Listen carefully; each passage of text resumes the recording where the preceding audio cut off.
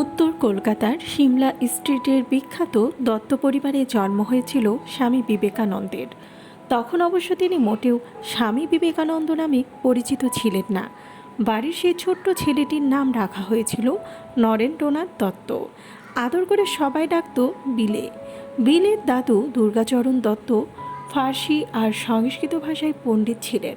তার সাথে ছিলেন তুখোড় আইনজ্ঞ।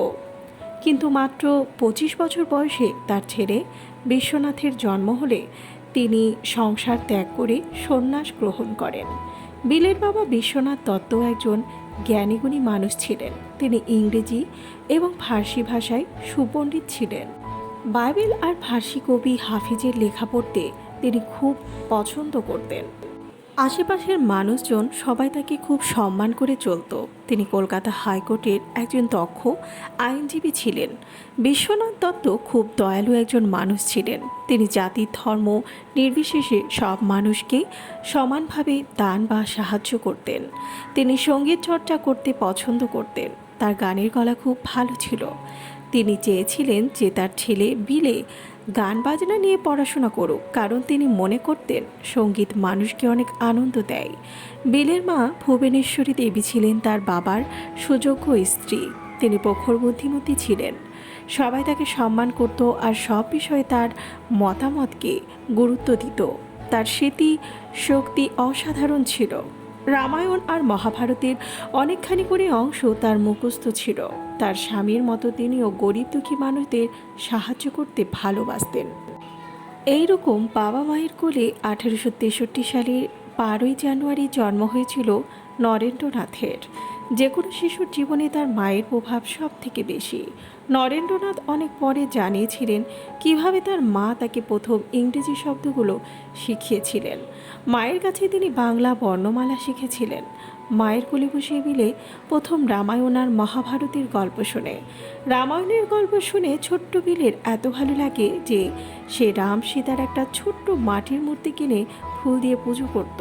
মাঝে মধ্যে সে রামের বদলে শিবের পুজো করত, কিন্তু আদতে সে রামায়ণ শুনতে খুব ভালোবাসত।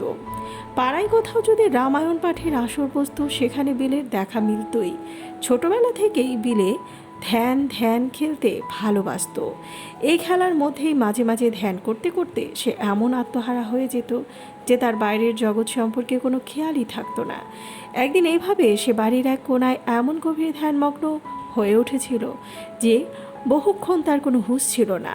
তার বাড়ির লোক শেষ পর্যন্ত ঘরের দরজা ভেঙে তাকে ঝাঁকুনি নিয়ে নিয়ে তার চেতনা ফিরিয়ে আনেন।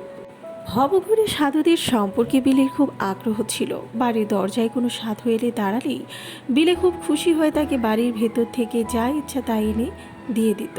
ঘুমাতে যাওয়ার সময় ছোট্ট বিলের একটা অদ্ভুত অভিজ্ঞতা হতো। যেই মাত্র সে তার চোখ বুঝত, তার ভ্রু দুটির মাঝখানে এক ঝলমলে বিন্দু দেখা দিত, যা রং বদলাতে থাকতো।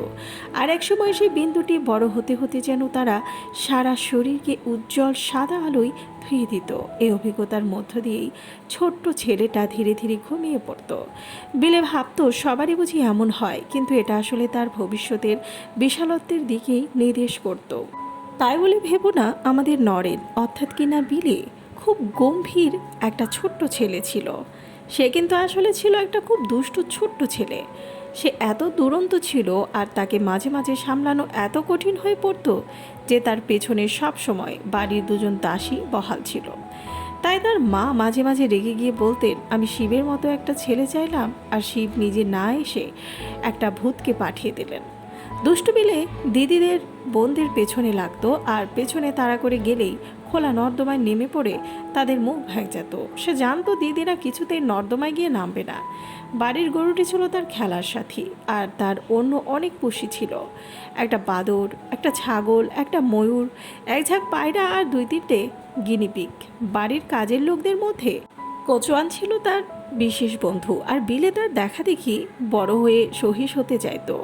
তার মনে হতো মাথায় পাগড়ি বাঁধা আর হাতে চাবুক নিয়ে জুড়ি গাড়ি চালানো সহিস হওয়াটা একটা দারুণ ব্যাপার। 6 বছর বয়সে নরেনকে একটা প্রাথমিক বিদ্যালয়ে ভর্তি করা হলো, কিন্তু সেখানে নানা রকমের বন্ধু বান্ধবের সাথে মিশে সে এমন সমস্ত নতুন অভব্য শব্দ বলতে শিখলো যে বাড়ির লোকদের সেই সব মোটেও পছন্দ হলো না। তাই তাকে বিদ্যালয় থেকে ছাড়িয়ে এনে বাড়িতে শিক্ষক রেখে পড়ানোর ব্যবস্থা করা হলো।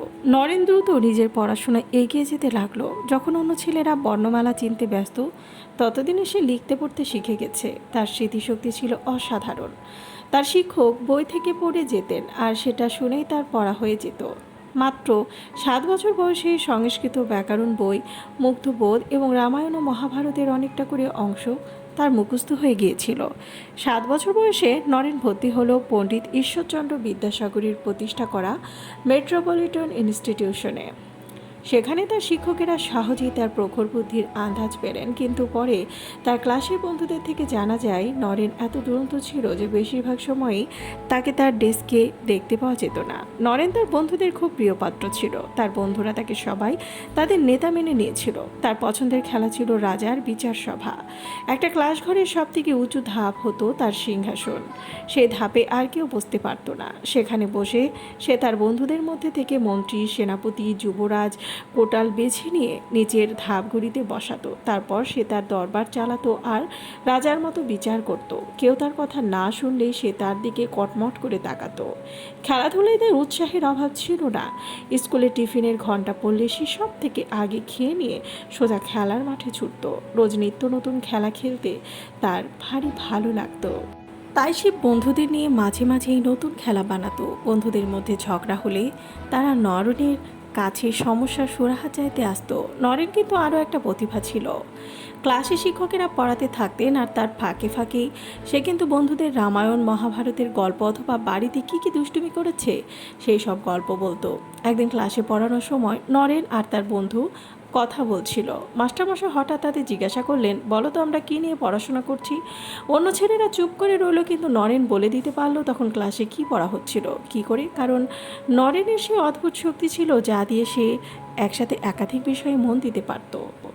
তাই তাকে যত প্রশ্ন করা হলো সব বিষয়ে সে ঠিক ঠিক উত্তর দিল। তখন মাস্টারমশাই জিজ্ঞেস করলেন, তোমাদের মধ্যে কে কথা বলছিলে? সব ছেলেরা নরেনের দিকে দেখালো। মাস্টারমশাই তো বিশ্বাসই করতে চাইলেন না। তিনি ভেবেই পেলেন না এমন ছাত্রকে কি বলবেন। তার নির্ভয় এবং কুসংস্কারহীন চরিত্র নিয়ে আরও একটা গল্প আছে। নরেন তার এক বন্ধুর বাড়ির বাগানে একটা গাছে চড়তে খুব ভালোবাসত। গাছে চড়ে সে ফুল পারত। তার সাথে সে গাছের ডাল থেকে পা ঝুলিয়ে দিয়ে মাথা নিচের দিকে করে দুলতে থাকতো আর তারপরে সোজা ডিগবাজি খেত। এই সব হইচই হওয়ার ফলে সে বাড়ির এক বুড়ো দাদু খুব বিরক্ত হচ্ছিল। তাই নরেনকে নিরস্ত করার জন্য তিনি ঠিক করলেন যে ওই গাছে ভূত আছে, যে কিনা গাছে কেউ চড়লেই তার ঘাড় মটকে দেয়। নরেন চুপচাপ কথাটা শুনলো, কিন্তু সে বৃদ্ধ যেই ফিরে গেলেন সে অমনি আবার গাছে চড়তে থাকলেন।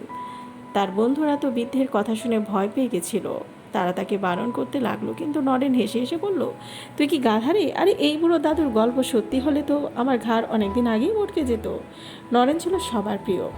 পাড়ার সব পরিবার, সে ধনী হোক বা গরিব, উঁচু হোক বা নিচু জাত, সবার সাথেই তার সুন্দর সম্পর্ক ছিল। তার কোনো বন্ধু যদি কোনো কষ্টে পড়তো তাহলে সে সবার আগে তাকে সান্ত্বনা দিতে দিত। সে এমন মজা আর ফুর্তি করতে পারতো যে এমনকি সব থেকে গম্ভীর গুরুজনেরাও তার সামনে তার কথাই হেসে ফেলতেন। নরেন একঘেয়েমি একদমই পছন্দ করতো না। সে বন্ধুদের নিয়ে একটা নাটকের দল খুলে ফেললো আর নিজের বাড়ির ঠাকুর দালানে নাটকের অভিনয় করতে শুরু করলো। তার কিছুদিন পরে সে বাড়ির উঠোনে একটা কুস্তির আখড়া খুলে ফেললো, যেখানে তার বন্ধুরা নিয়মিত শরীরচর্চা করত। সেটা বেশ কিছুদিন চললো, যতদিন না তার এক ভাই নিজের হাত ভেঙে ফেললো। তারপর সেটা থেমে গেল। তারপর নরেন এক পড়শির আখড়ায় গিয়ে যোগ দিল আর সেখানে গিয়ে তালোয়ার চালানো, লাঠি খেলা, নৌকা চালানো আর অন্যান্য খেলা শিখতে শুরু করলো। একবার সে পাড়ার খেলার প্রতিযোগিতায় প্রথম হয়েছিল।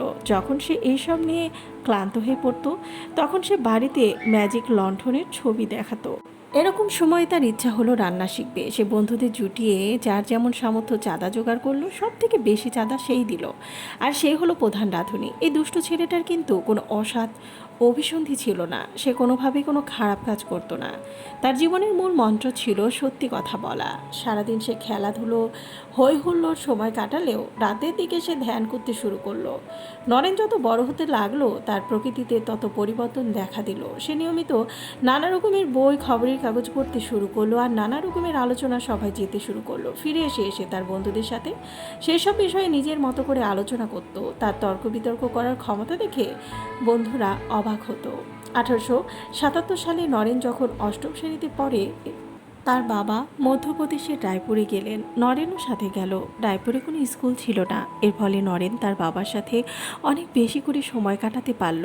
বাবার সাথে নরেনের নানা বিষয়ে আলোচনা হতো। নরেনের বাবা মনে করতেন শিক্ষা মানে শুধুমাত্র অনেক তথ্য মাথায় রাখা নয়, শিক্ষার মূল উদ্দেশ্য হলো স্বাধীন আর উদার চিন্তাভাবনা করতে শেখা। বিশ্বনাথ দত্তের সাথে অনেক পণ্ডিত ব্যক্তি দেখা করতে আসতেন। নরেন তাদের আলোচনা বসে শুনতেন, মাঝে মাঝে আলোচনায় যোগও দিত। এ সময় সে চাইতো বড়রা সবাই তার বিচার বুদ্ধিকে যথেষ্ট সম্মান দিক। কেউ যদি তার ভাবনা চিন্তাকে যথাযোগ্য মর্যাদা না দিত, তাহলে সে খুব রেগে যেত আর সবার সামনে সেটা প্রকাশও করে ফেলতো। তার বাবা এটা সবসময় পছন্দ করতেন না, কিন্তু একই সাথে ছেলের এই আত্মসম্মান থেকে মনে মনে গর্ব করতেন। 1879-তে বিশ্বনাথ দত্ত কলকাতায় ফিরে এলেন। নরেনকে আবার স্কুলে ভর্তি করাতে একটু অসুবিধা হলো, কারণ সে 2 বছর স্কুল করেনি। কিন্তু তার শিক্ষকেরা তাকে ভালোবাসতেন আর তাই তারা তাকে স্কুলে আবার ফিরিয়ে নিলেন। তখন নরেন পড়াশোনায় মন দিল। 3 বছরের পড়া 1 বছরের মধ্যে শেষ করলো আর কলেজে ভর্তির পরীক্ষায় বেশ ভালোভাবে পাশ করলো। এরপরে তো নরেন হয়ে উঠলো অনেক বড় একজন মানুষ। দুনিয়া জুড়ে পরিচিত হলো স্বামী বিবেকানন্দ নামে। কিন্তু সে তো অনেক বড় গল্প, এত ছোট পরিসরে তো আর বলা সম্ভব নয়। তাই সে দুষ্টু কিন্তু বিশেষ ছেলে। তার ডাকনাম বিলে আর স্কুলের নাম নরেন্দ্রনাথ। তার গল্প এখানেই শেষ হলো।